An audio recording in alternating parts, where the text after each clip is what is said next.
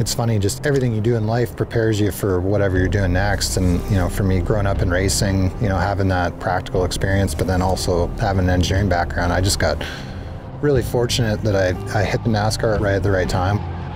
Yeah, and eventually turned into a pretty big success story and was able to win a championship.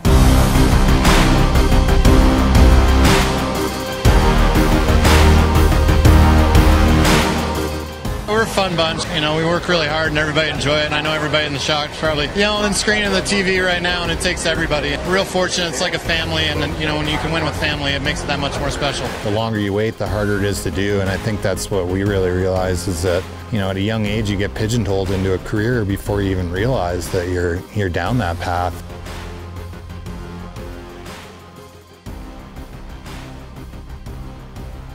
It's hard to do something your whole life and then, you know, you're really good at it and you have like all this skill set and then just totally, you know, shut the tap off.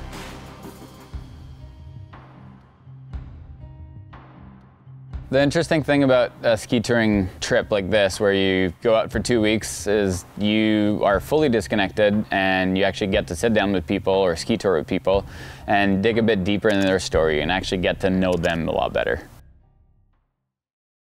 So Rubens was the one planning the Golden Alpine Holidays Traverse, and before going into the trip, I knew a little bit about Cole, but I mean, obviously everyone has a different story, but I just thought Cole was just your average Canadian lodge owner. Yeah, I think I kind of started off with, you know, I can't believe you're up here hanging out with a bunch of dirtbag ski bums, and he's like, what are you talking about? You guys got it figured out. I think it was kind of day 5 or kind of middle of the trip, you know, a couple drinks in, we got to start hearing Cole's story.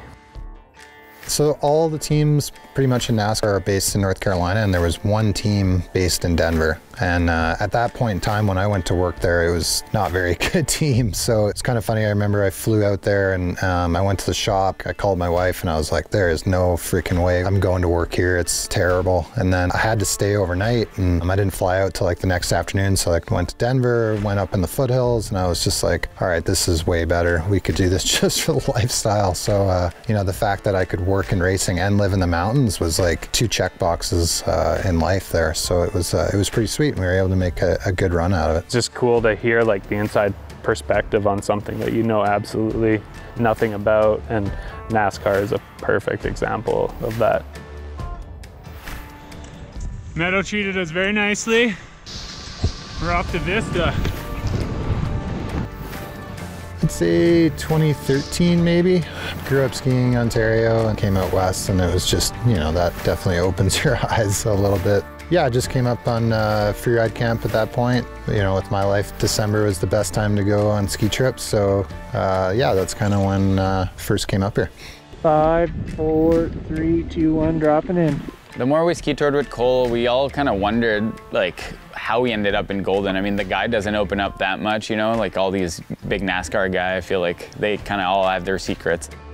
Yeah, that was kind of interesting twist. Yeah, I got fired from one of the teams I was at, and we always wanted to move to Western Canada. That's kind of where we wanted to land, and it was just a matter of, you're an engineer, there's not a lot of jobs in small town BC, so got put on gardening leave where basically I couldn't go work for anybody else for a while, and this kind of just popped up organically and seemed like it checked all the boxes. And you know, I'd say really in 2019 was kind of when it started to get real, and we decided to, you know, make the plunge.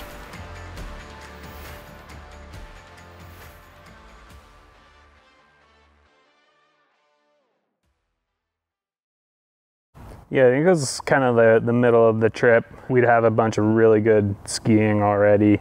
Yeah, buddy, that was perfect. Buddy. Yeah, buddy. Cole kind of started opening up. You know, he's a pretty quiet, humble man that doesn't like talking too much about himself. But we kind of had this question where we're wondering if there's any other diehard skiers on the NASCAR circuit. I think there's like 2 that I know of, but you're in a garage area of hundreds of people, you can quickly find the skiers. I will rise like a new sun, 'cause I know there will come a day. Just like thunder when light breaks, I'll rise up like the crashing wave. Oh, I think just the terrain is what's really unique. I mean, the fact that you have 4 huts all kind of in one range with every variety of skiing you could ask for. And yeah, we looked at different hut operations, and this one definitely just made the most sense.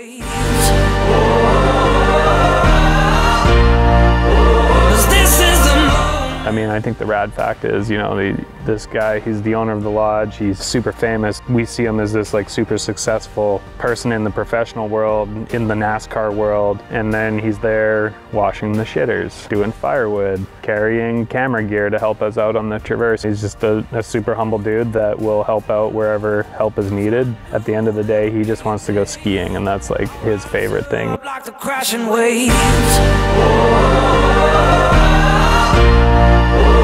This is the moment. I'll rise up like the crashing waves. Yeah, I'd say like skiing was definitely the thing that was my adrenaline fix. You're in control, but you're kind of on the edge of being out of control to some degree. So I think, I don't know, that adrenaline rush is definitely, I've always had that need. So skiing definitely, you know, when I quit racing, provided that mix for sure. What are we gonna ski, Cole? Oh, we're gonna ski the double black. Yeah, the double blue. Double blue, yeah. This is the moment. I will rise like a new sun, 'cause I knew there would come a day. Just like thunder when light breaks, I'll rise up like the crashing wave. Definitely one of the cooler parts of the trip was definitely the happiest I saw Cole. You know, he's a pretty quiet dude that doesn't say a lot, but at the bottom of like a really good run, he had to like smile ear to ear, and he was like as stoked as it gets. Yeah, cool. Nice. I think kind of my biggest takeaway from that whole trip is just how important it is to, you know, slow down and get away from technology and connect with people. You know, we all know how the modern world is with technology, and you know, everything has to be instantaneous, and you're always tied to something, and just being able to get out away from that and have a hut that's located right at treeline and be able to go ski everything you could hope for is really cool. And just not a lot of life experiences left like that, you know, being able to haul water and cut wood and all that side of it.